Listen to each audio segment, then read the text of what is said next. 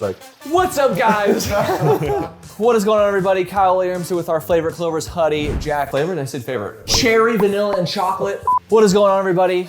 Kyle Williams here with Huie, Jack, and Dom. We just want to share that we have a boot camp coming up. This will be our third boot camp in the beautiful, lovely, the city that never sleeps, New York City, March 2nd through 4th, along with the VIP that's join us in New York City from March 2nd through the 4th. That's a Saturday through a Monday where you will hear presentations from all the Clovers plus special guests on Saturday and Sunday, and then a half day of live trading on the Monday. We'll also have a special VIP dinner on Monday night on the 4th, with an added day of live trading on the 5th if you do choose the VIP package. This event is all access to us for the Clovers. You're gonna learn every little bit about our trading styles, from fundamentals to technicals. Definitely give it a shot if you're really serious about trading. We have a very special guest this time with Nate returning, as well as Steven Dux, one of the top traders in the small cap industry, will be there. So I'm really looking forward to it. So hope to see you guys there.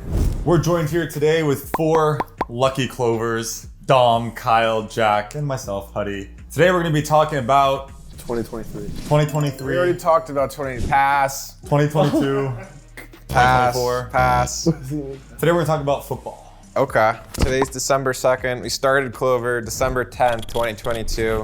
What have you learned from doing the business for a year? boot camps are the most rewarding event that we do, mainly because it's in person. You can actually see the cause and effect from the teaching take place, and people actually walk away with either A, a new person they could talk to about trading, or B, just all of the things they've learned from our presentations or the guest speakers presentations. In terms of the actual business, it's tough. You know, people think it's very easy because we're already trading and we just teach what we're doing, but no, there's so much behind the scenes, more work than you realize that what we do to make sure it happens, and that we want to provide just the best education that we can for people to learn how to trade. That's why we do it, because it's worth it. You know, we've always been transparent as traders. We posted on either Profitly or Kinfo, or just put them out there on social media for a long time now. But when your face is on a YouTube video or at a boot camp seminar, you want to be the best you can be. So when you're not, it's kind of hard, making alerts and seeing them fail. It adds another layer of pressure that's on a game that is already so difficult, but it makes you want to put in that work and just continue to grind and get better and be able to show people that all of the sides of trading, not just the making millions of dollars, but the hard times as well. One of the more valuable things that I think goes on in our chat room and within our educational service is via our watch lists. I think people really have a chance to learn about how you have some kind of predictive power over a setup, or what the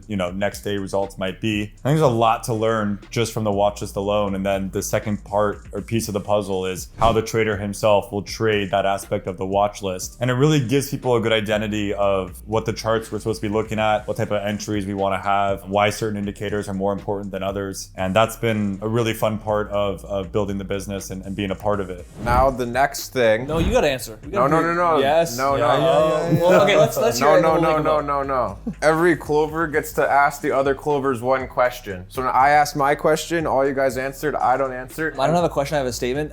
You need to answer the question you just asked us. No. No, you have to answer your own question. I think I've always had a love-hate relationship with trading. I mean, even back in my early days, remember it took me 2.5 years to find consistency. And that 2.5 years was not fun. And I remember that whole process being extremely rigorous and tough. A lot of days where I would just kind of stare at the wall and charts would just go over and over and over in my head, to the point where it's I do think trading is the best job that you could possibly have. It provides the most amount of freedom. It's incredibly lucrative, and there's great people to meet within the space and great friendships that I've made. And I'm really happy that I did it. But would I be telling all my best friends to quit their jobs and start? I think that's a really tough endeavor, because only so many people are going to be successful, and so many people can actually stick through what it really takes to get past the hump of learning. And all 4 of us are proof that it's possible. And I think that the pot at the end of the rainbow is totally worth it, but it's really hard. And even when you are successful, it still can be hard. I always used to think after 5 years, I'd just be perfect. Every day would be green. Every chart that I traded would be exactly like the past one. And that's just not the case. So yeah, it's a love-hate relationship, but it always has been. And it's kind of what I signed up for, and I knew that in the beginning, and I'm going to do that to the end. And that's something that I think any newcomer needs to understand. There's going to be periods where you love, and there's going to be periods where it's going to frustrate the hell out of you. Maybe an unpopular opinion, but like, I don't think anyone who says I love trading and will only love trading, like it's just not true. Like that's what makes it trading. Like that's what makes it worthwhile, is the fact that it is difficult, and there are times where you want to quit. There are times where it's insanely frustrating and you want to rip your hair out or break a monitor, as we've seen Jack do.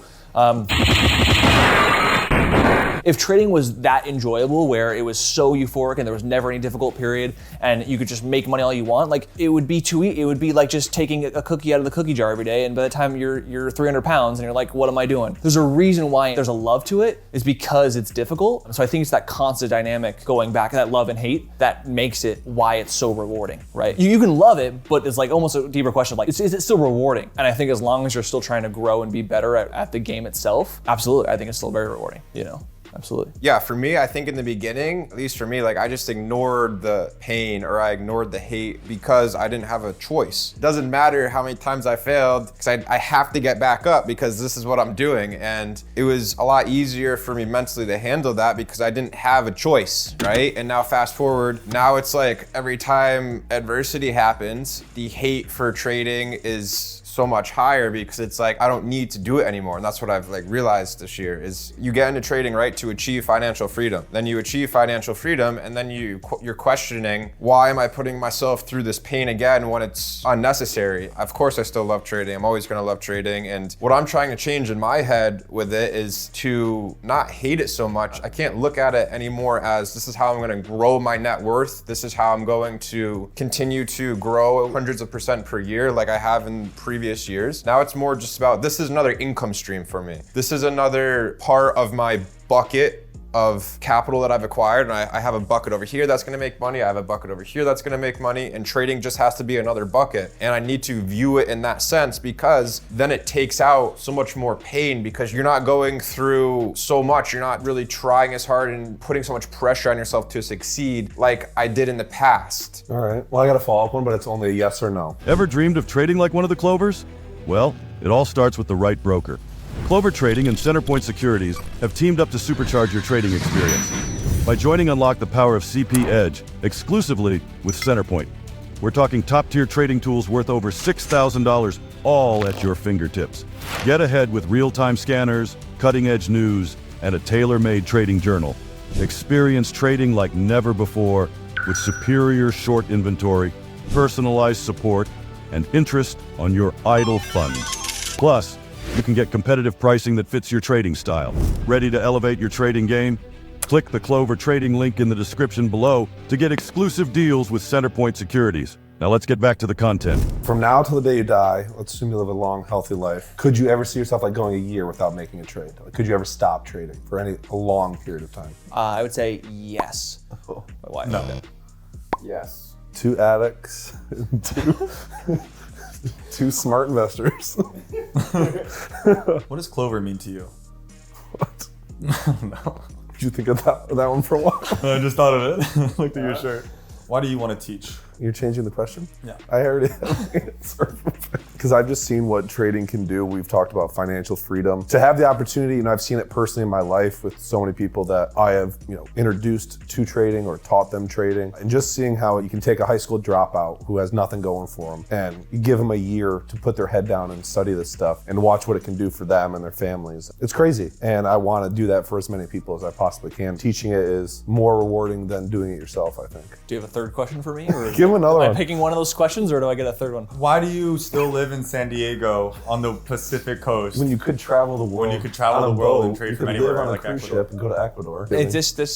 This is my home. Even though you have to my whole- trade at 6:30 in the My morning. whole family and friends are there. I'm also a night owl, and every time I've been on the East Coast, it doesn't change for me. I wouldn't be as disciplined, like, because I'm on the East Coast, I can wake up at 5:30 a.m., and really get my day started. Like, no, I would sleep until the last minute I possibly can. I think it's just how I operate, Do you ever think you will change your trading strategy. And I mean like drastically. Like not like change your setup, but like start having to full on go to a whole New other market. whole other world. Talking about like I'll have to go out and full on futures, crypto. Like shorting puts. Yeah, how do you go to puts and options? Jack's gonna trade the triple leveraged QQQ3, the EINs of the world. I mean, yeah, I think there's, that's ETNs. kind of big picture. The dream would be like, there are other ways to make money in the market. And if you have a credible source to kind of teach you the way, I wouldn't be opposed to learning other strategies or other ways to use the instruments in the markets to make money, right? So no, I mean, I see myself doing what I do today, always, but can I add other ways to make money in the markets? If I do this for 20 years, am I gonna learn something? Probably, and I'm not closed off to that opportunity.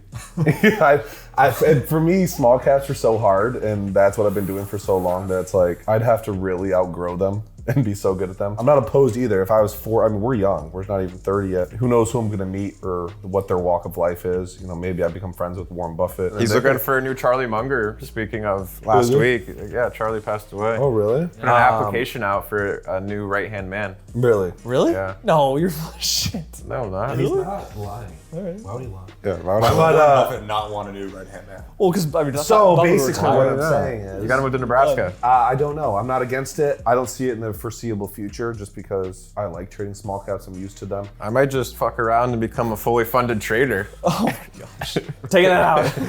A lot of other markets require a lot more capital to trade with, especially markets that I'd want to get into. There's like some lucrative ideas out there like selling puts or selling calls or whatever it is, but it just requires so much lever or so much capital at risk. Futures require so much capital at risk. Options don't require a lot of capital, but it's not something I'm interested in because it's just like a complete gamble. So it's either you have really high odd setups that require a ton of money, or you have low odd setups that have a very crappy win rate and you're basically gambling. And I feel like with small caps and OTCs, you get a little bit of both, where you're not essentially gambling like options because you can put more money into it and you're not going to have as high of a win rate as selling a put. So it's a nice happy medium. And if there's something that's a happy medium in there, I would always kind of be open to doing it. Different strategies get hot. I'll definitely look into it at least and see what's going on with it. But I don't see myself really trading other stuff for the full year.